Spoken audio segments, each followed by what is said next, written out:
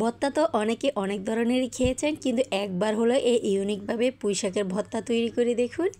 একবার যে কেউ এভাবে ভর্তা তৈরি করে খেলে কিন্তু প্রথমবারই এই ভর্তার প্রেমে পড়ে যাবেন। এতটা দুর্দান্ত হয় খেতে গরম ভাতের সাথে। ভর্তাটি তৈরি করার জন্য প্রথমেই একটি প্যানের মধ্যে আমি 5-6টা শুকনো মরিচ দিয়ে দিয়েছি।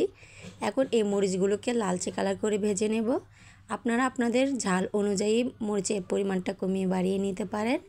মরিচটাকে একটি সাইডে রেখে এখন অল্প কিছুটা রান্নার তেল দিয়ে বড় সাইজের একটি পেঁয়াজ কুচি আর 4 থেকে 5টি রসুনের কুচি দিয়ে দিলাম।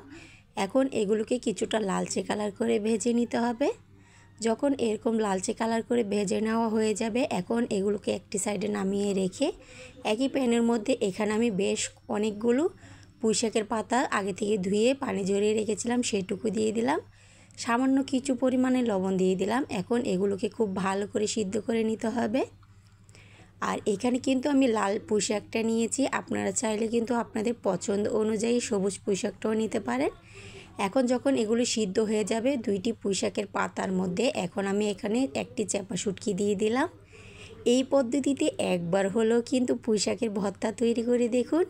কথা দিচ্ছি, একবার হলো এই ভর্তাটি যে খাবে বারবার কিন্তু খেতে মন চাইবে। এখন এই পুঁইশাকের পাতাগুলোকেও খুব ভালো করে পানি ঝরিয়ে নামিয়ে নিলাম। এখন একটি বাটনার মধ্যে আমি যে ভেজে রাখা শুকনো মরিচগুলো ছিল সেগুলো দিয়ে পরিমাণ মতো লবণ দিয়ে দিলাম। এখন এগুলোকে খুব ভালো করে এইভাবে মিহি করে নিতে হবে। আপনি যদি চান তাহলে শিলপাটায় কিন্তু এভাবে ভর্তাটা তৈরি করতে পারেন।